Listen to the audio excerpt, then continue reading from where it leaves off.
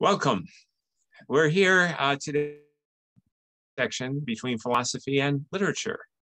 Our guest speaker today is Sarah Worth.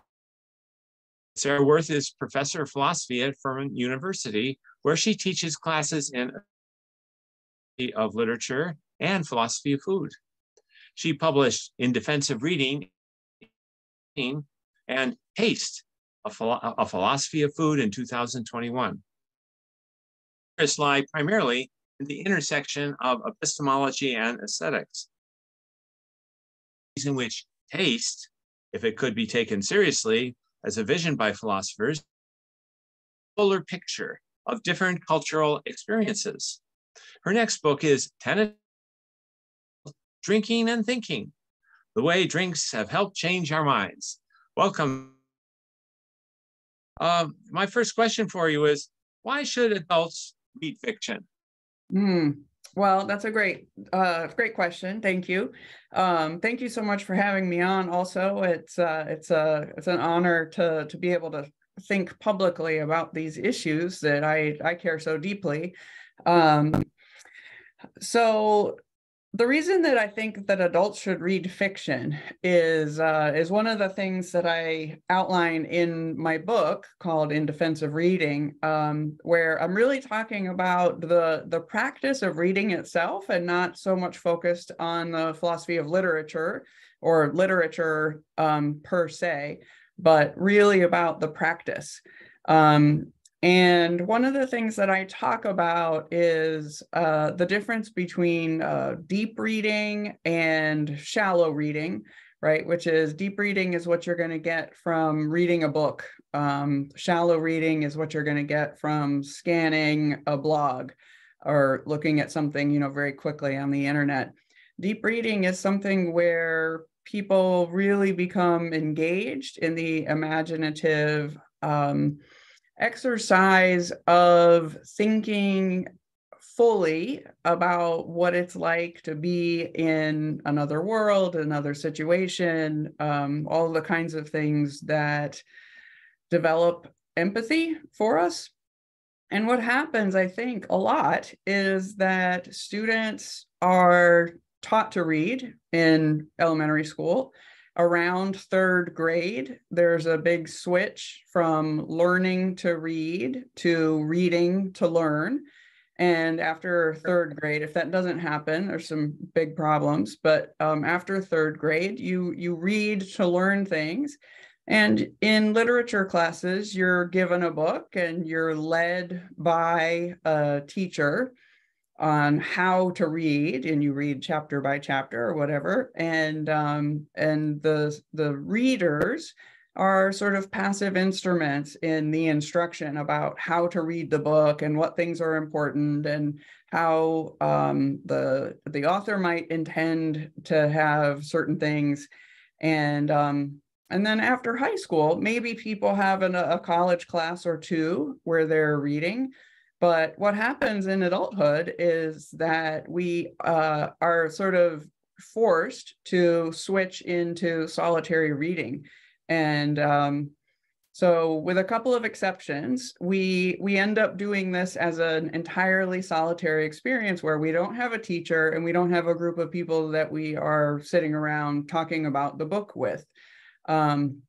So it's one of the reasons that book clubs are actually a really helpful thing to have people's literature organized, right? So you're going to be prompted to read a book a month or whatever the ask is from the book club. But then it's a very different kind of situation where you're reading alone, but then you're sitting within a group of people talking about the book, but you don't have an instructor telling you what the right interpretation is or what the different interpretive strategies are. You are just getting to talk about it. And without the book clubs, which can be in person, or certainly one of the positive things that came out of COVID is a lot of online book clubs, is the ability to have that focus. If you don't have that focus, if you don't find pleasure inherently in reading fiction, it tends to fall off the amount that people read tends to fall off really dramatically. I saw a statistic recently that something like 73% of adults in the United States never read one book in any given year, which is just it's just sort of stupefying to me. I don't even understand how that's possible, but I know that there are lots of people who just don't read. But the reason that I think that reading is really so important for us to do when we're not under the instruction of teachers is that, again, this is what I argue in my book, is that it is reading fiction is the thing primarily that helps us to develop empathy. It helps us to develop empathy. It helps us to develop socially. It helps us to develop morally. And I believe that it helps us to develop cognitively. And so I think that it's just a really important part of adult life that often gets left out.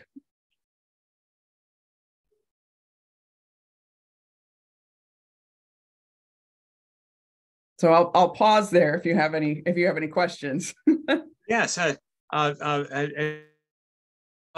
reading fiction is essentially the same or fiction. Say that again. It's the same as what? Fiction is a difference in the experience. Yeah, absolutely. I mean, it's you mean as opposed to nonfiction?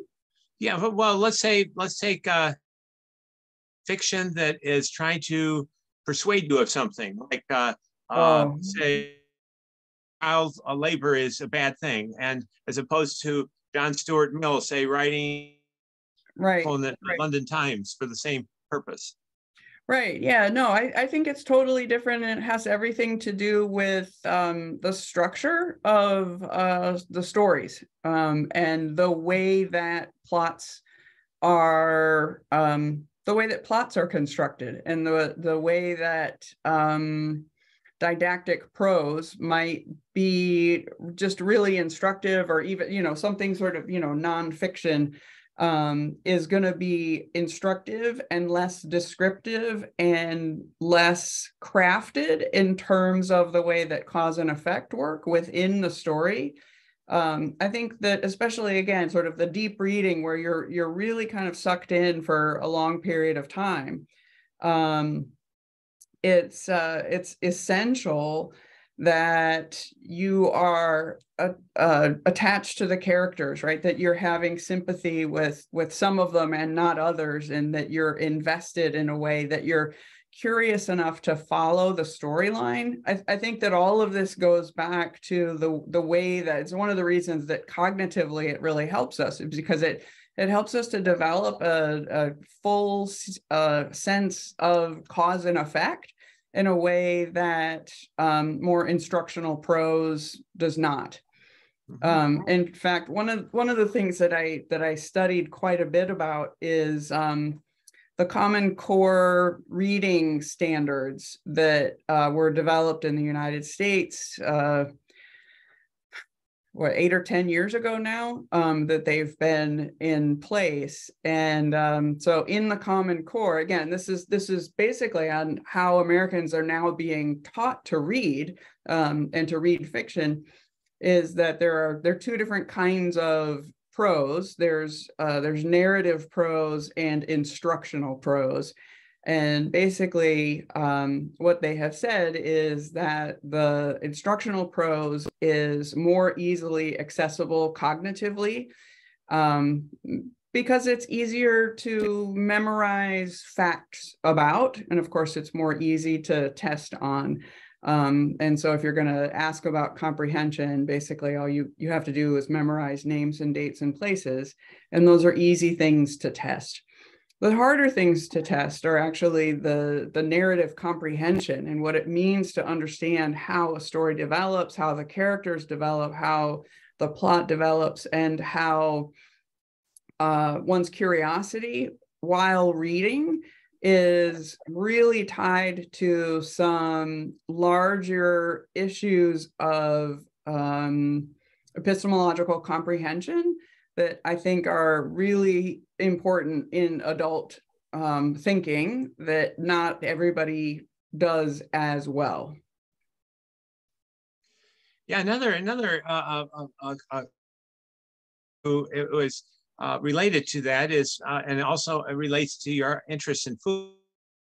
I've always been a very avid cook since the age of 10. And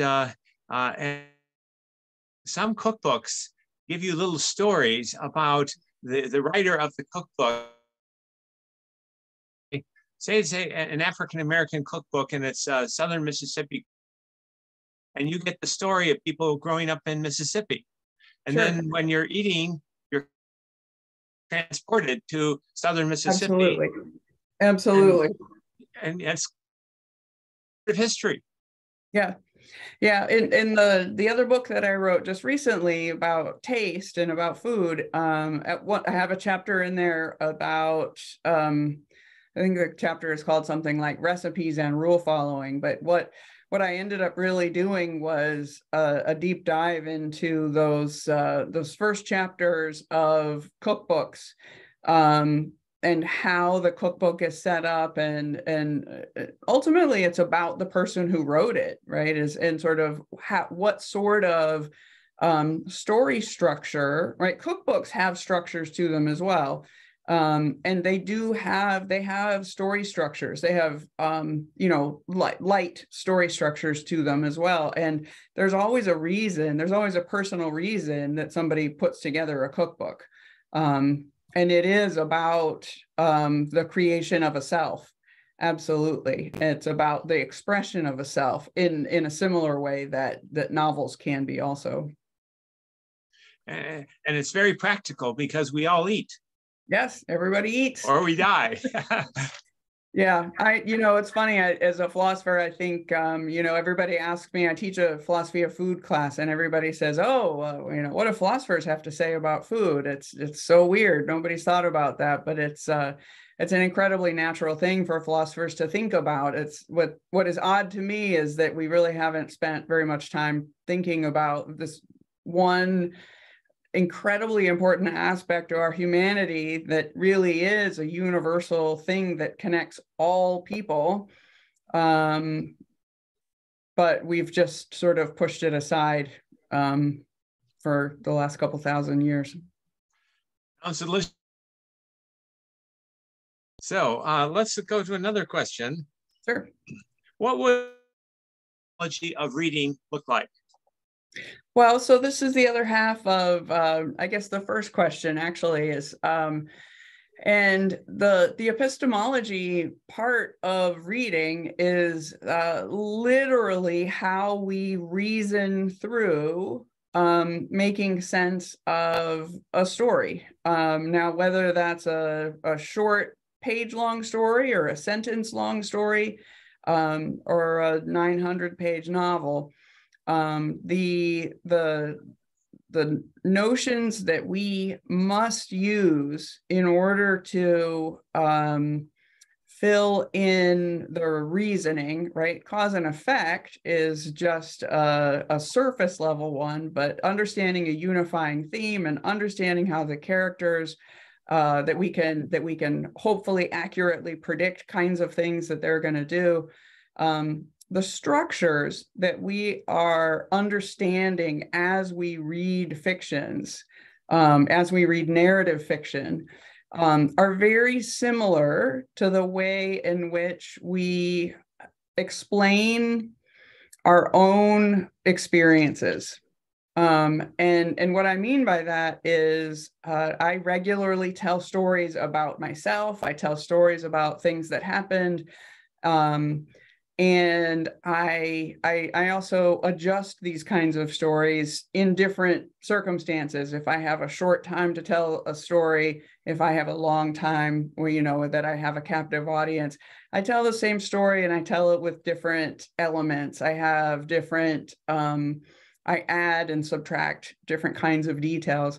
But I really believe that hearing stories as a child reading stories as an adult and telling stories are, three sides of one coin, right? It's they're all related. And that being able to tell a story really has a lot to do with your ability to import coherence onto a certain set of circumstances and be able to convey that well to other people. And I think that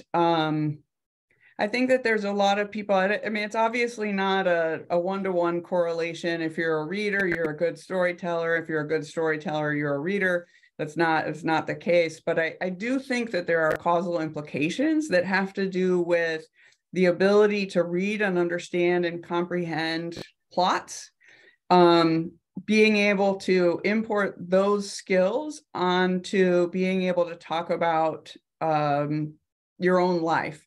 And I think that your ability to talk about things that happened in your own life has an impact on your own memories, your own construction of self, and all of the ways that we really make sense of the world that we live in.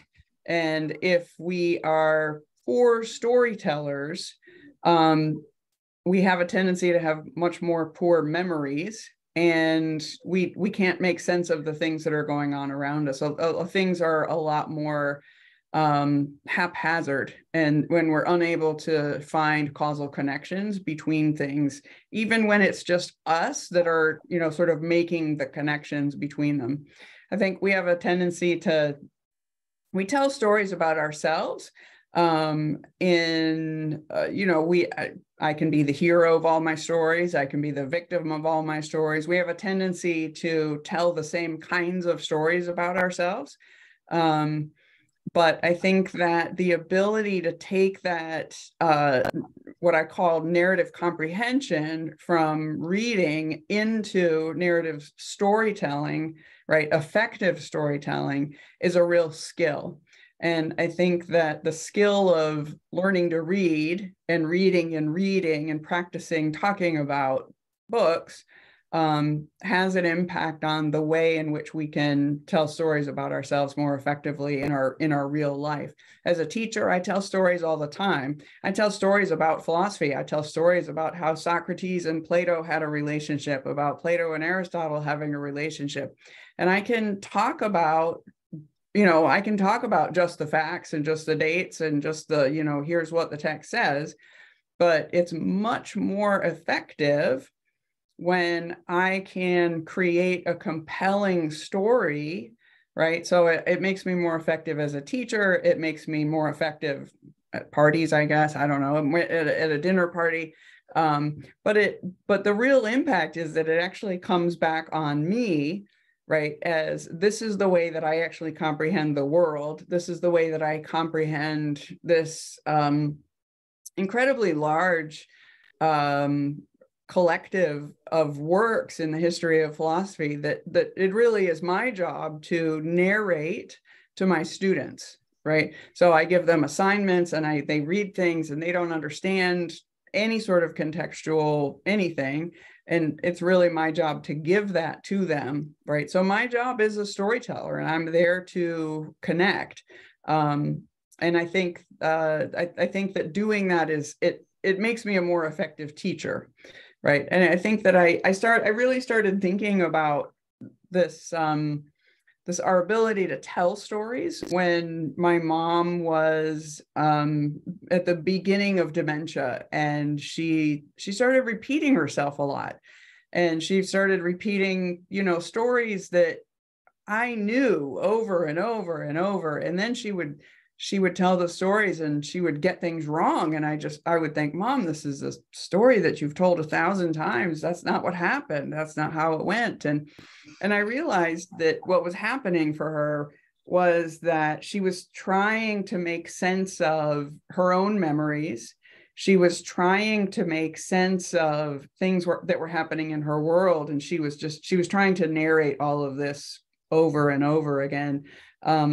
I am pretty convinced of a narrative self, which I think is different from some of this, but sort of the way that the narrative self is constructed is just largely related to our ability to make sense of what's going on around us and be able to put it into the package of a well-told story. Well, I like to think about us as storytellers, and I hear you. That's I do the same thing. So thank you very much, and Absolutely. take care, and we'll. Thank you.